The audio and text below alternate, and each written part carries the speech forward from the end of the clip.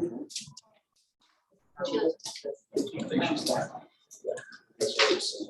we're good. Yep. Okay, I'm gonna go ahead and call the meeting to order.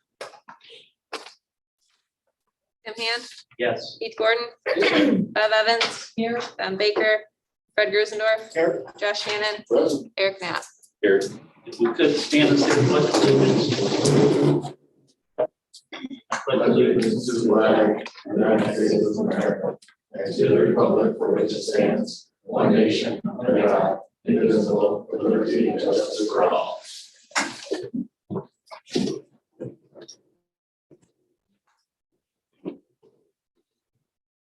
Mrs. Newton, you're up. I'm up. Do you want itineraries or not? I have them. If you have enough to I do. spread around, that'd be super. Okay, so the Adventure Club has been running since September, paid for by an Thank awesome you. grant. Yep. There, Brett and I are co-advisors. Thank you. Welcome. And we have already done quite a few trips. We've done rock climbing in Buffalo. We've done the high ropes course in Elkville. We're going skiing in February, tubing in January, but the one I'm talking to you about today is the March ski trip, which will be at Smuggler's Notch, Vermont. It's overnight, which is why I'm here. It'll be from March 17th, 20th. That is a Thursday night to a Sunday. Basically, we're gonna go ski, and everyone's going to be in condos. We'll all be in one section. We've already made the reservation just initially, and we're hoping to have 20 students sign up separately from the families that are already going, the chaperones. We already have four chaperones, adult chaperones from the school. So, any questions? If you don't know this, do the chaperones fall under the grant too? Okay.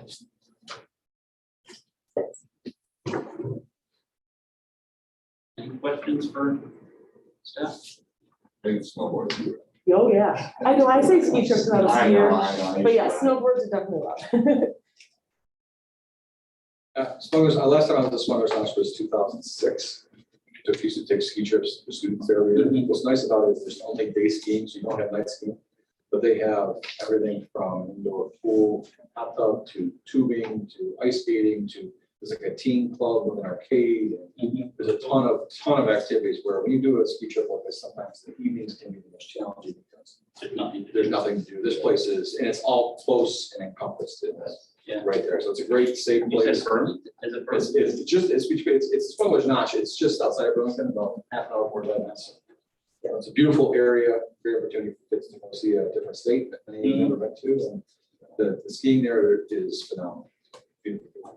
Dr. Schmidt's going in case you haven't been able to tell. You know, we wrote the grant. This is one of the pieces that we've been wanting to get kids to either Elkville, Right. Whiteface, and then the kids got to choose the location. Yeah. So that's part of it. Awesome. Thank you, Steph. Thank you. Thank you. Now, Ms. Lindquist. Hello, thanks for having me again. Seems like I was just here. But in keeping with what has been tradition, so I'm told is alternating years, a Spanish trip and then another trip on Europe, yeah. Yes, so keeping with that, looking at, where am I at here? Nope, that's not what I want. Keeping with that tradition, going to Costa Rica. So next year on our spring break, which would be April, I guess it's a tentative calendar we have. But it would be a 9-day trip to Costa Rica and Panama. And I don't know if you saw, did you show this type of a video, Dr. Schmidt? I didn't show it to the board. I showed it to the community. Okay, so is it okay then? I'll show this quick video from, yes.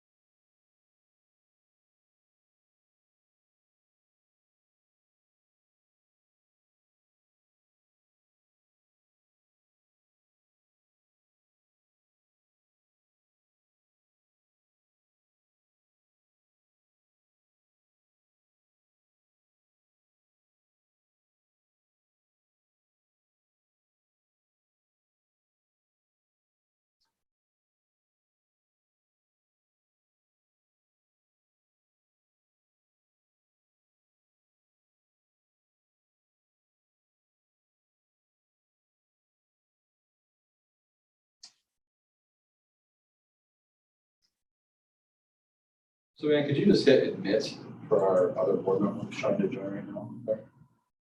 Yes. Thanks. So as you can see, quite an adventure-filled trip.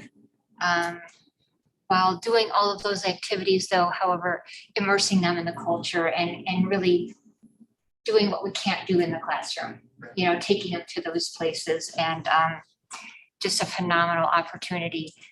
And see if I can escape out of here. Okay. So as I said, to Costa Rica, the expression pura vida, every time you go to 30 times in a minute, pura vida, they're constantly saying it.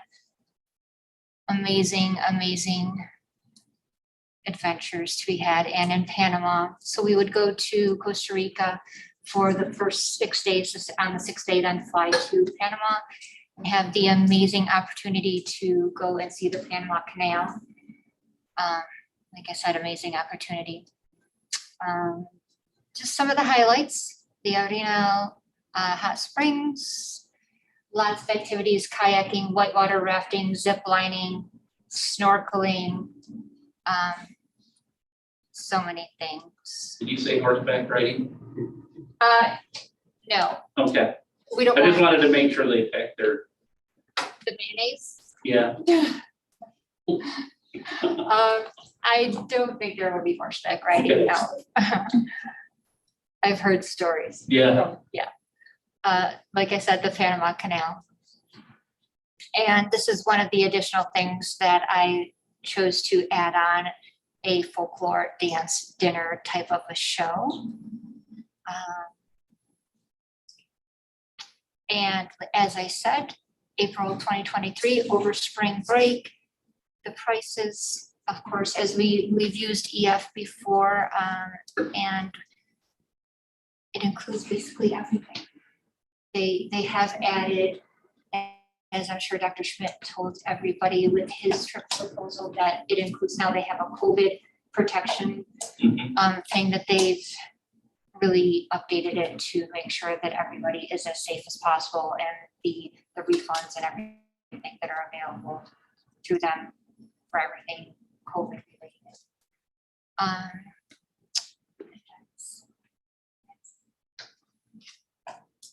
Any questions for me? What's that?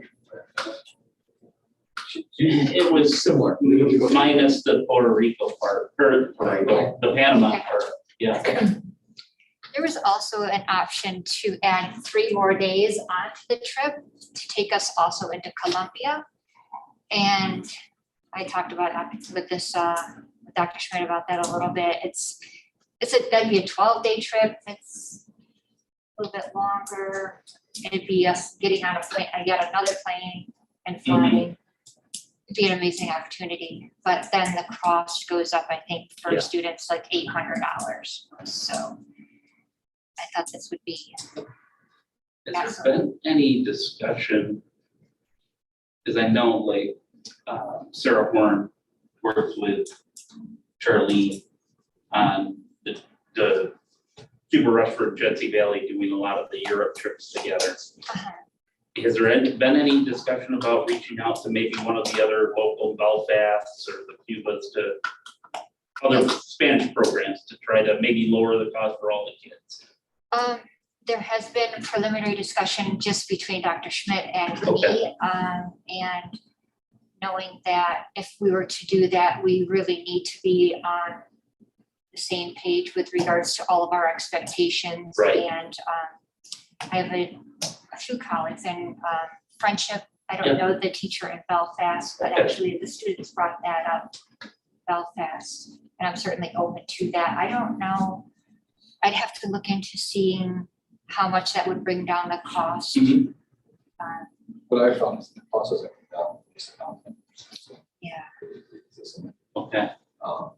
And our conversation was, let's see how many kids we get first. Oh, yeah, absolutely. And it was just something No, it's not. we had done in the past with the Europe trip, so I wasn't sure if that was. And just couple the cost of that trip is about $500 less than Yes, the Europe trip. absolutely. Yeah, I mean, when Gavin went to Costa Rica years ago, I mean, that's very reasonable. Yeah, and that is very reasonable for a 9-day trip for all of your airfare, flying from here to Costa Rica, flying from Costa Rica to Panama, then flying home, all of their meals and all of those activities, and a couple additional things that I added on, all included. So yeah, it would just give the more participants, we would just get more free spots for our chaperones. Yeah. May have touched on this last time, but is there a minimum number of students that need to make that price point? I believe you just need 6 paying, Wow. 6 paying Okay. people to have one chaperone. Gotcha. If we would have a problem reaching that number at all. Right, So we've got I think we're at 15 months away, so yeah, and I know the list that you provided to Pam to put in the packet had, I think there was maybe 12 names on that. yes, and that was very preliminary. Yeah. Yes, and in your packets, I think you got the actual itinerary breakdown day by Yes. day. Yep. And some other things in there as well. And I think that was, on that list was basically the 9th and the 10th graders, Mhm. this year's current. So if I open it up to my 8th graders this year, they would be 9th graders next year. So Right. that opens up to more students as well. You don't want to get too big though. No. I can't remember, I mean, I remember the one Anna. It's and like 20. I was gonna say, they had about, Something like that. yeah, Was that many? It was like, it was like 50, I don't know. yeah. It was like 50 of us, yeah. We took place for 8 hours. That's right. I'm just gonna send you one of the flippers. You didn't get them all, right? You hit the, Oh, yep.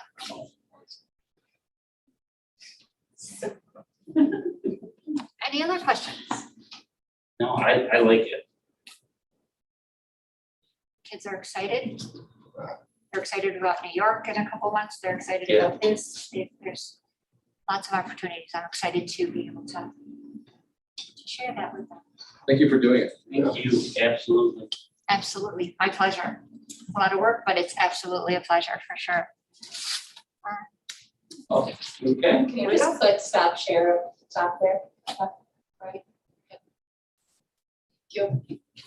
it's Donnie's, Thank you. Donnie, can you unmute yourself? Hear me here. Donnie, can you hear us?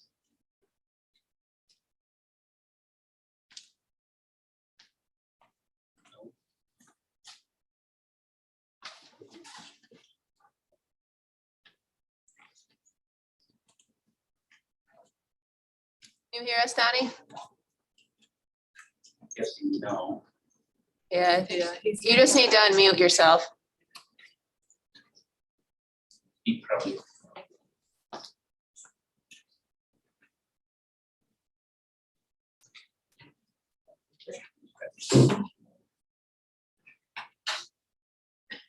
I don't know if we want to.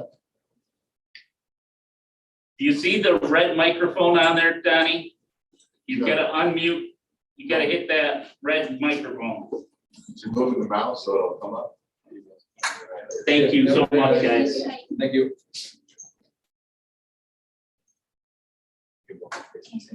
Yeah.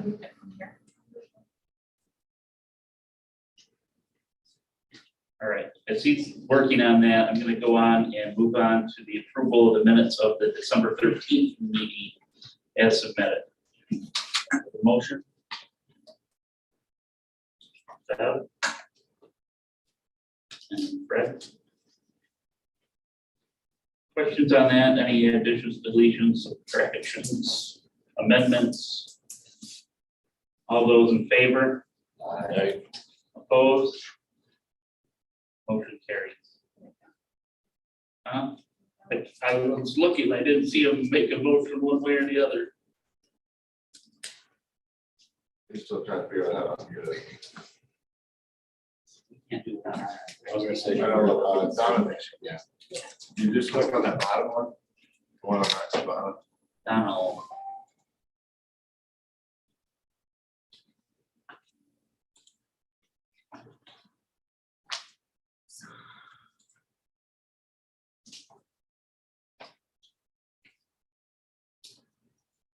So,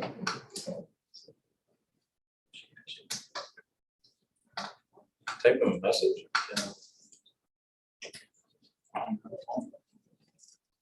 Donna, thank you. Oh, there you go. Oh, one of them's unmuted. Yeah, the other one, the Donald Baker needs to be unmuted too. He's got, I hope he signed it twice. must have a cell phone. Oh, Yeah. yeah. Yeah, I think this is an extra one. Okay.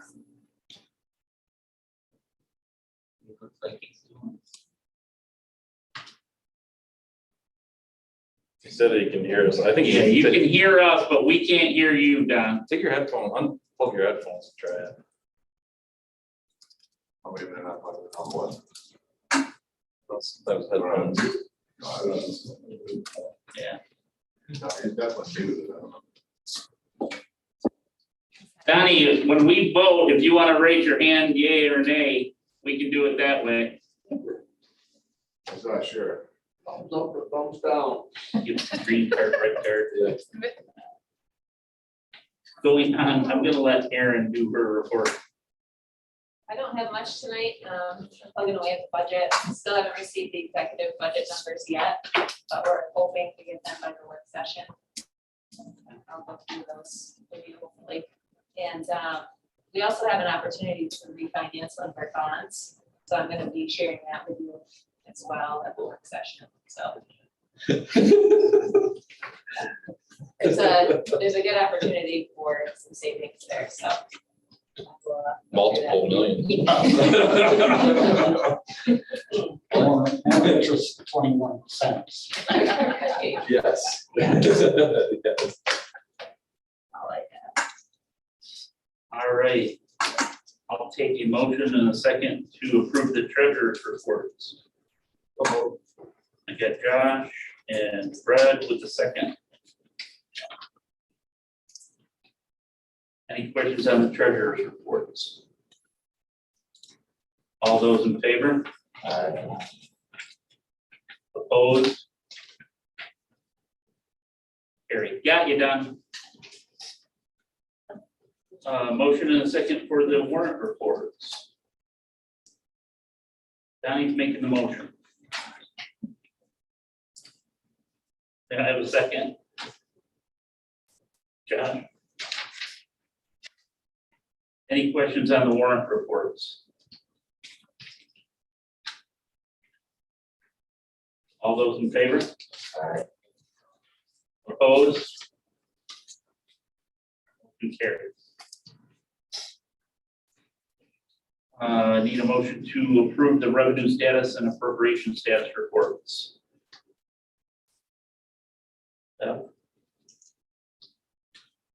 Second.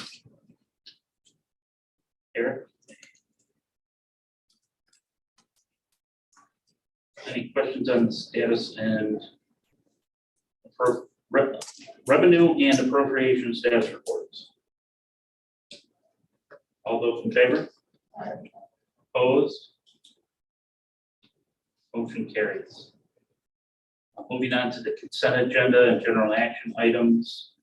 The consent agenda, I need a motion in a second to approve the 5 items listed on there, 6 items listed on there, with the addition of the addendum, which is Kennedy as a non-certified teacher and teacher's aide that need your fingerprint clearance. Buddy? Do I have a second? Yeah. Questions on that? All those in favor? Opposed? And 1 abstention.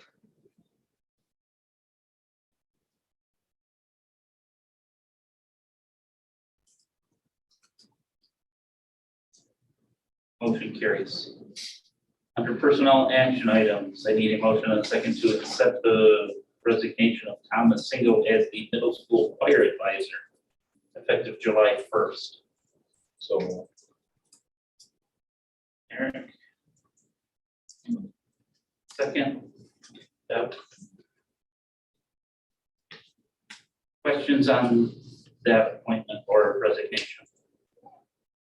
It's actually for this school year. It goes back to July 1st because we haven't had a middle school choir.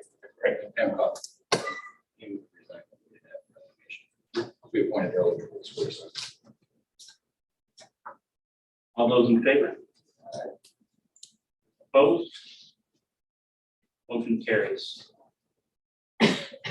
Need a motion to accept the resignation of Erica Scott as senior class co-advisor effective December 10th, 2021. Bud? So I said, Karen? Questions on Erica's resignation? She's got a lot going on her plate. She decided to go in a different direction. She's got a lot on her plate, and she decided to go in a different direction. Some frustration from the senior class. I think you've known the personality you want to talk about.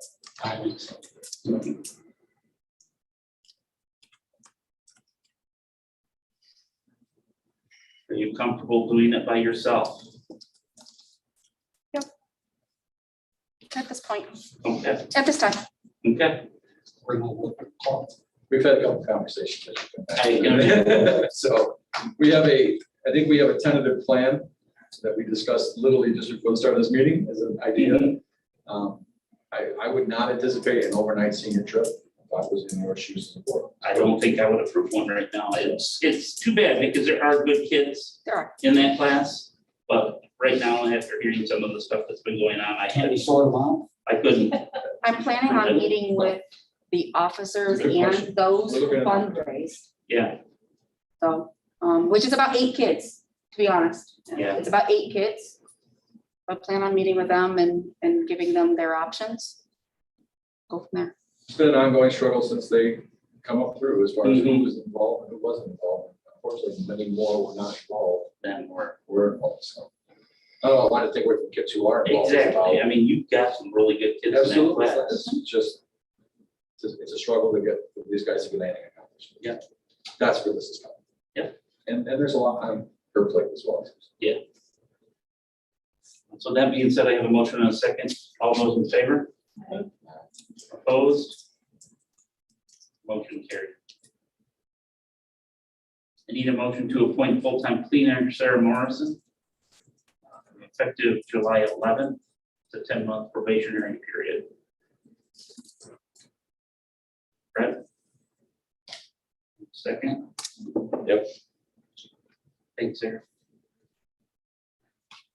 Questions on that? All those in favor? Opposed? Carried. Need a motion in a second to create and appoint a full-time substitute teacher. Position would be filled by Brock Nates. Commencement July 11th. Include his probation would commence January 11th, include January 10th of 2026. Anybody got a second? Yeah.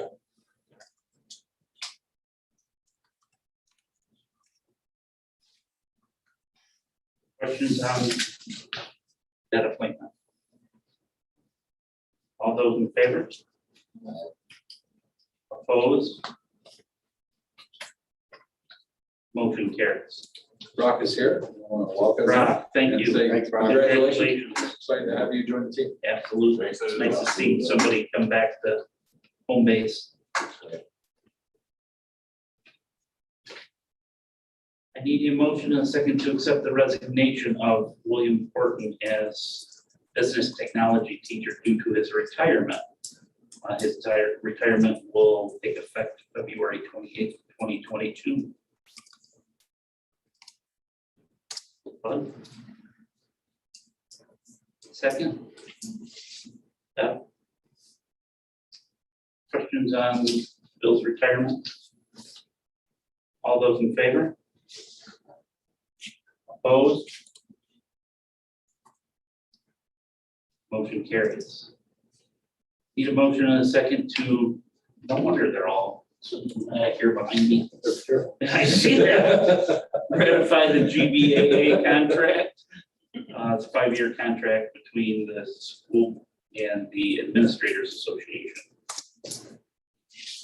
So Aaron? Oh, second. Questions on the contract? All those in favor? I, Opposed? Motion carries. Congratulations. And finally, I need a motion and a second to grant tenure to Aaron White. so Bud and Eric. Questions on Aaron's tenure? All those in favor? I, Opposed? Aaron, congratulations. Thank you. Congratulations. Very good. Information discussion, Dr. Smith. So for the 24th is our next meeting. It's our work session. So these are the topics that I have so far, and I'm looking for you to add to them if you have something that comes up. So I have the bond. Aaron's going to talk to you about the bond that you mentioned earlier. Our updating and finalizing our policy for public comment. A negotiations update. We had a negotiations committee meeting earlier today. Share that with you. Staffing for 22-23, so you'll understand what we're looking at for staffing. Share with you the tentative school calendar for the 22-23 school year. And then we have received, I believe, one quote for the repaving of the tennis courts, and are in the process of getting another one. I'm sure that's with you as well. Are there any other topics that immediately come to mind that is not included in that you would like? Looks good, Don. Thank you. Yeah, Sports measure? yeah, update. We should have a meeting to update that. So Okay. Any other topics?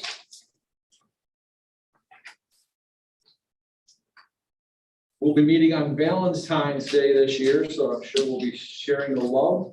And evening is our next official meeting. I'm sure that we'll have plenty of good things to share. COVID friendly love. COVID friendly love, yes, if there's such a thing. I want to share, That's right. the last thing I have that's not on the agenda that I want to share with you tonight is multiple conversations and meetings around Allegheny County schools going to a test to stay plan. So I think all of you are aware, I forwarded to you kind of this version of this electronically Friday. The protocols again have shifted as far as what equates to quarantine, what equates to close contact, what doesn't. I just want to walk you through a little bit the discussions we're having at the superintendent's level and the building level. So now if you are, in essence, a close contact in school, as of right now, you are quarantined for 5 days. And then if you're, after those 5 days, if you can sustain having a tight-fitted mask on, we're able to come back to school. And then you can remain with the duration of the next 5 days with that tight-fit mask. Now, we have a mask on all of our kids all the time. One of the precautions we're taking is for those kids who come back after that 5 days is trying to separate them from lunches. I'm anticipating you might get a phone call saying that we're excluding kids or we're trying to punish the kids who are, the reality is, no.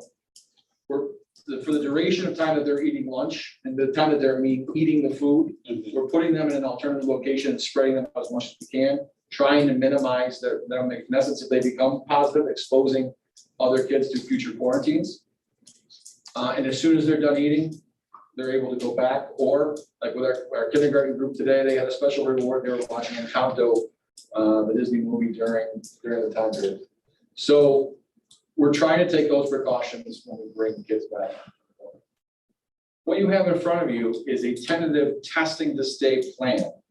If we as a school have the option to choose to allow students who are close contacts, and by the close contact, I mean that contact took place at school.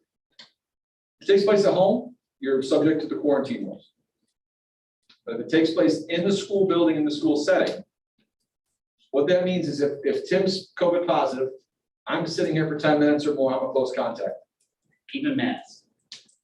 Yes, even mask. Because usually what's really happening is lunch, because they're taking the mask off for longer than that time frame. So that's really where our close contacts are happening. So I eat lunch next to Tim is the example I use. I'm a close contact. As of our old rules, we're all out 10 days.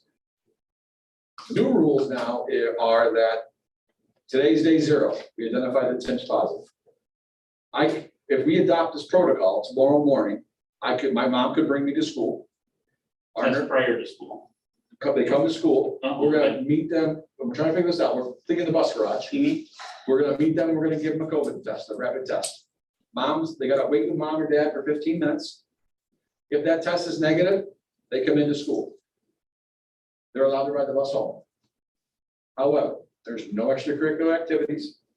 They're supposed to be quarantined outside the school day, but they're allowed to come to their classes and participate in the normal school day. The next day, they come back to the bus garage by mom or dad, we test them again, and we do that for 5 consecutive days. What the county put out is a schedule where we had to actually give them. Hello, 3 or Hello? day 5. hi, Hey, there he is. I got you on phone. Hey, I'm not so tech bad after all. Hey, there he is. Well, Come we're on, talking- Fred, join the club. Not necessarily being comfortable with days that you're in school without a test. Mhm. And so what we're talking about is mandating that there be a test each day. Because my concern is that we test day 0 or day 1, day 3, day 5, and there's someone who day 2, all of a sudden becomes positive and we don't test it, we don't know about it. Then we got a larger group of kids that are going back to quarantine. So back And to this school. is strictly asymptomatic. It doesn't matter, yes, if you're symptomatic, you're not. in school. You're not in This is school. asymptomatic, you're close contact, no Right. symptoms. Yep. Oh. Go ahead. How many kids are you talking about? I mean, So that's the What if it great happened? unknown, Eric. right, I mean, what if it happened today? So if. This one Let's go back to Friday Yeah. when we had 110. Well, there were 158 out, so it's Yeah. very similar. Yeah. But again, 110 of those were quarantines. With this test to stay program, you drill it down too. So first of all, if you're COVID positive, you're out. If you're symptomatic, you're out. If you're exposed at school, and you're a close contact at school, and you're symptomatic, you're out. If and that's one of the things we gotta talk about. One of the things we're talking about doing is having a consent form, where we would basically have parents opt out, similar to what we do with the military, rather than opt in. And that way, if parents don't want their kids tested, they're out. Yeah. If they want, but they would send back a form to us that says, don't test my kid. We choose not to participate in the test and stay program. We give them the option. Right. But the idea is we need to have some type of consent for the parents to give the test. Right. So we test them 5 days in a row. And after day 5, they're back to school. Hopefully they haven't missed, they've been for instruction the entire time. At the end of day 5, then they can go to extracurricular events and activities again and ride the bus in the morning on day 6. What, and I get the consent. If we make this known that you're quarantined pending negative test, parents don't bring them for the test, that's consent or not consent as it is, if they bring the kid. Absolutely. And wording it in a way that if you want your child to return prior to the 5 days, bring them to the bus garage And and. these are the times that Yeah. we're doing, and that's what we've been like, we don't have a finalized plan, right? We're just preliminary having these conversations. But to your point, parents can certainly, this is not mandated. Right, But, and one of the things we're looking to use this for also is for staff. yes, Having a close contact with the staff. Our staffing, again, come back to is what's gonna close us to remote. Is not having the staff cover all of the classrooms. And the conversation I'm having with our leadership team is around triage. My goal is to keep everybody here in person. If I can't do that, I'm committed to certainly kindergarten through 6th, kindergarten through 8th grade. If that means we have to shuffle staff, the secondary level, the secondary kids have to go remote for us to enable those students to be in school, because it's frankly, the greatest burden, not only on their families, but also right. the time and energy for supervision at home, those pieces. So I bring this to you because the reality around this is that each school has a choice to opt in or not. We don't have to adopt the test to stay. We can choose as a district not to. We can choose as a district to simply adopt it for the staff. And a lot of districts right now are talking in Allegheny County about wanting to adopt it for staff first and then for students later. The concerns around adopting are a couple of things. One is, are we going to have the test to do this? And my sense is yes, but however, we can only have what we have. And so we'll test to stay, and if we run out of tests, we have to communicate and say, I'm sorry, we can't enforce, we can't allow a test to stay because we don't have a test to go forward. That's one of the concerns. The other concern is manpower. And so for us to do this, because every test we give, we have to enter into the insurance portal. I'm aware. And so the reality of that is we're gonna need to bring somebody in to help our nurses just with the managing of the data that's collected as far as the number of tests given, who is given to, entering that kind of data. So it's not a huge cost there, but it's bringing a body in to be trained to support our nurses, because even with 3 nurses, you know, we're looking at having 2 of them come over to the bus garage and issue the tests. But even with the 2 of them giving the test, we have no concept of how many kids or how many tests on a given day. One day it could be 1, and the next day it could be 60. You know, we just don't know that. And then allowing another nurse to stay in the nurse's office to have the normal start of the day operations as far as med distribution and meeting kids and talking to families. So that's so as far as concerned, that's one of the big district concerns. How do we have the staffing to manage this?